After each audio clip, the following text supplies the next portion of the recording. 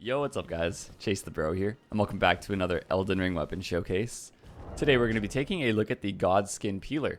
This is going to be the first showcase of a twin blade, so I figured I would showcase them in dual wield form, as I think this weapon does perform better dual wielding than on its own. Of course, we're still going to be using the moveset of the singular weapon as well. I just find it a little bit less effective overall than if you were dual wielding them.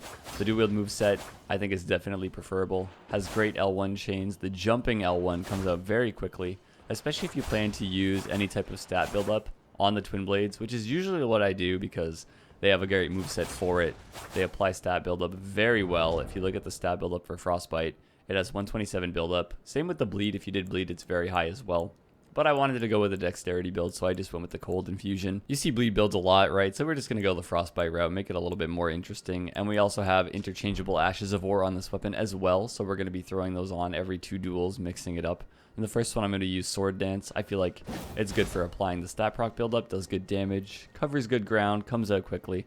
Overall, a very good Ash of War. And then on the second weapon in my offhand, just going to put things that might accent the build a little bit. So we're going to go with the Glint Blade Phalanx, make people panic a little bit, try and get in the hits while those swords do damage as well. I feel like that's a good way to go about having an offhand Ash of War. Either be a buff or something you can use long range.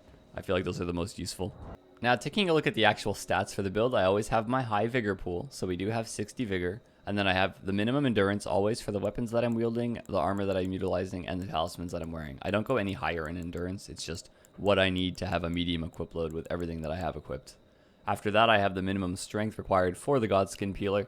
And then since all the damage scaling is coming from the dexterity, we just pour the rest of our points into dex. So we have 65 dexterity, giving us 575 AR with the weapon with 127 frostbite buildup. So while dual wielding, I feel like we're gonna frostbite pretty quickly.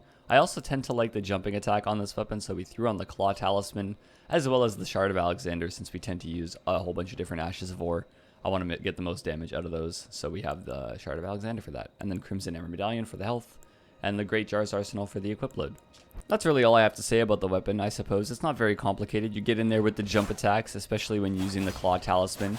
The dual wield attacks apply the stat build up very quickly, and then you have your interchangeable Ashes of War to mix it up and confuse your opponent. And you could also go for the one-handed moveset. We are going to try that, but people tend to poise the first start of the R1 every time and roll out before they actually take the hit of the weapon. So I don't like to use that unless people have low poise. But when I'm dual wielding, at least I'm getting the 2 hits in. Even if they do poise one, sometimes it can roll catch. The L1 has a good attack chain for that. And the running attack as well is super useful. If they dodge the first strike, sometimes the second will hit them. Or if they get hit by the first and stunned in the running attack, it can roll catch if they roll right after. So I feel like the dual wield moveset is preferred. But yeah, let's just get into the duels and see how it performs.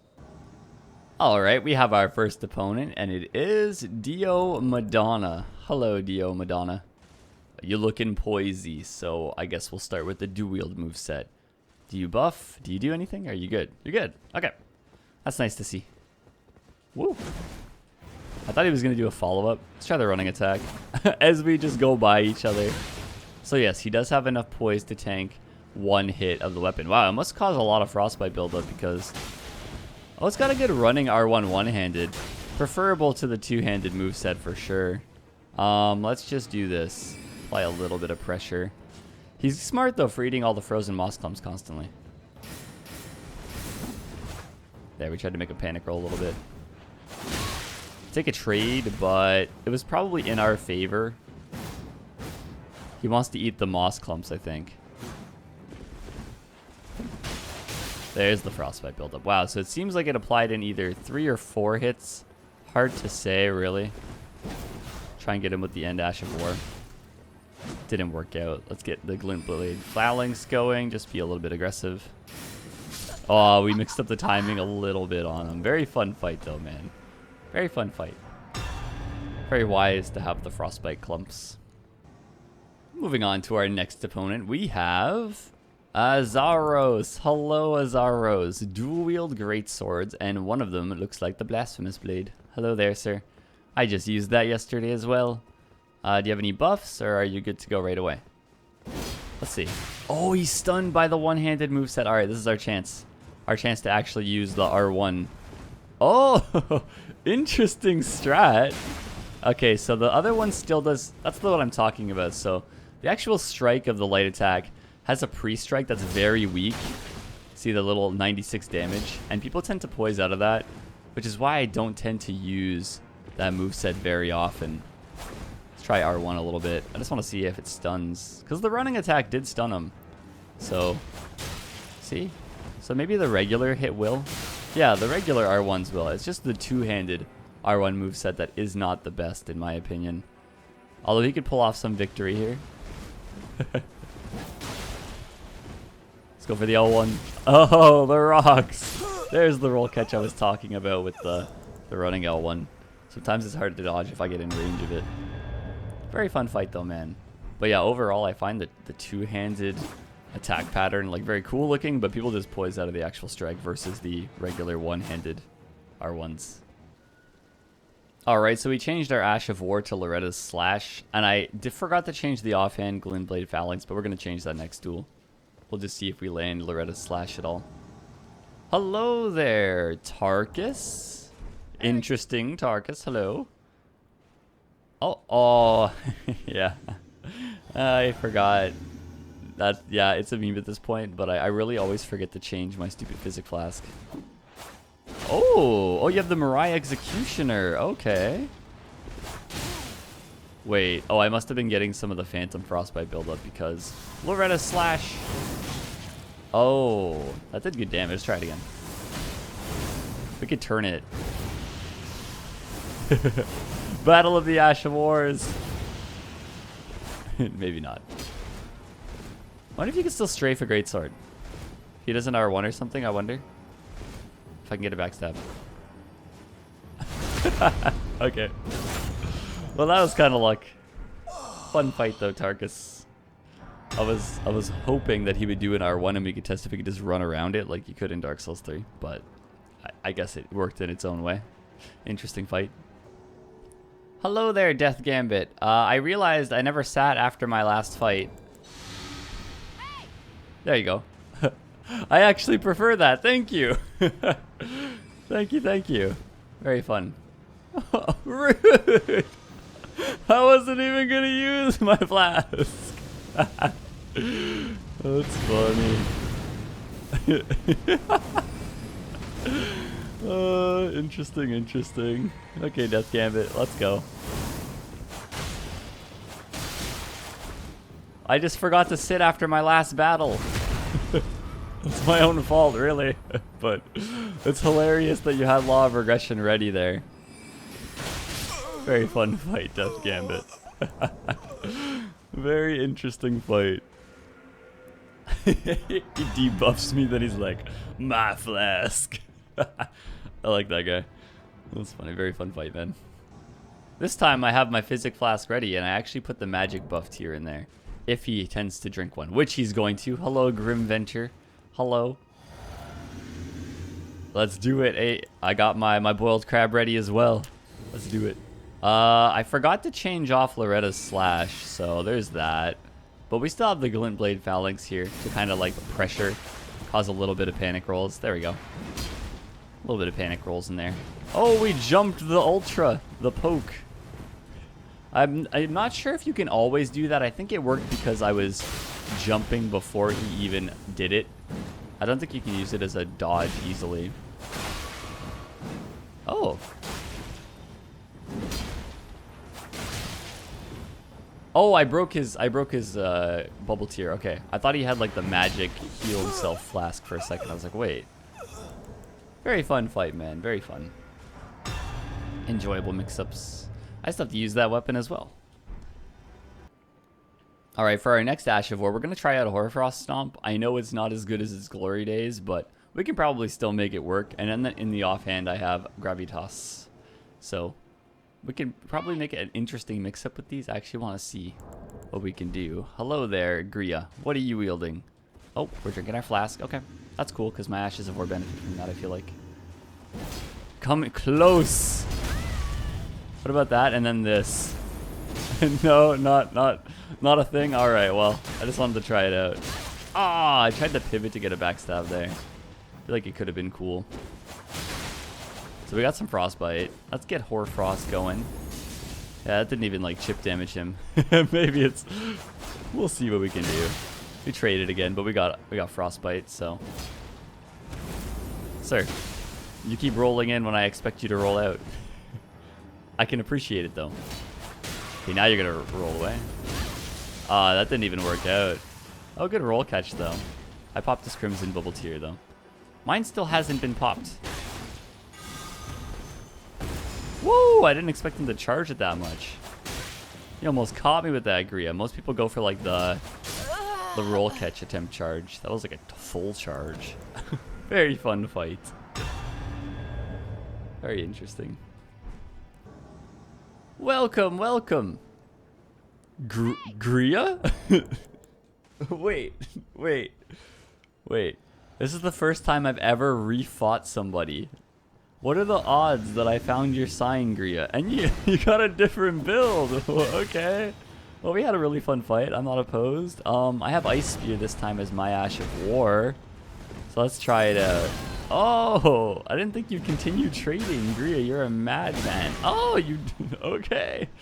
You know, I'm trying to roll catch the panic roll with Ice Spear, but Gria is a mad lad. They're in it every time. They don't go away. They come in it for the next attack. I can appreciate that. Here, come closer, my dear.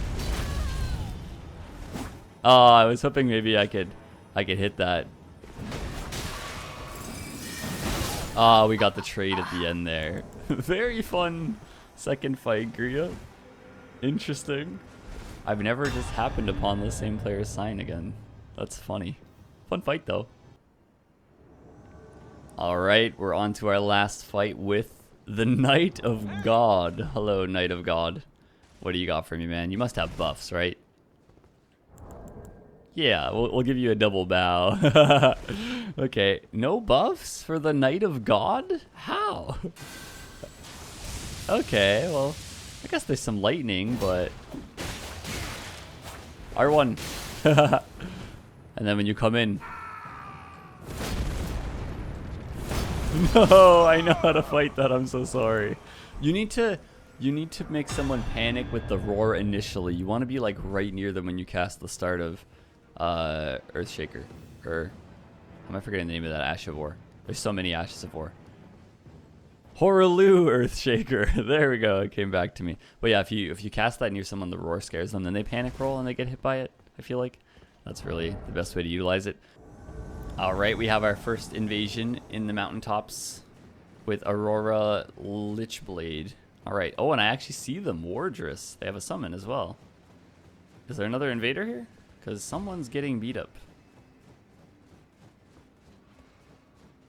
Oh, or maybe I'm just seeing them fight an enemy. It looked like they were out front here. Hey, boys, I'm here. I'm here. Hello. Hello. Oh, you have a Twin Blade too. Let's go. Twin Blade with Quick Step. That's an odd choice. We dodge that. Or we don't, because it somehow has a gigantic hitbox. Dodge it that time, though. There we go. As long as we have our maneuvering down, we're good.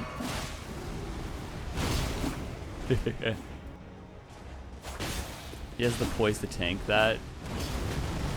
Okay, we just dodge that every time and it works out well. Nice, he came down. Ah, unfortunate. You're out of FP, sir. Your powers have diminished greatly.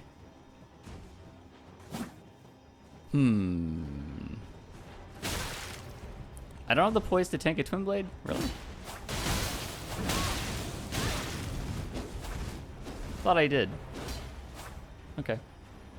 Well, they're doing well together, though. They're keeping the pressure on really well together. It won't reach up here, right? No. Okay. All right, we got one more flask. I really got to get, like, a full kill trade in here. There we go. That heal was your mistake, Mr. Sunbro. Fun fight, though, boys. Very fun fight. We did well together.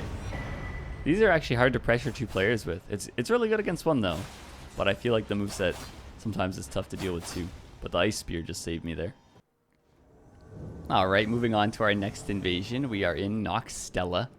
Because I tend to get quick invasions here. Dracula, but Dr. Acula. That's kind of cool. Hello there, Dr. Acula. Oh, oh boy, a ruined greatsword with a great shield. Hello. Don't mind if I just use the ice spear for its true purpose. I love that when I run into great shield users while I have an ice spear equipped. And you know, it's pretty standard for me to fight a Rivers of Blood user. I think every weapon showcase has had one. He's out of stamina, that's why he's only doing that one. You can tell he's clicking L2 constantly. I thought you could break through these, but I guess not. I don't really like that for fighting the Rivers of Blood then. Yeah, go out there, go out there. Anywhere but in here would be great. It's because it kind of locks me in.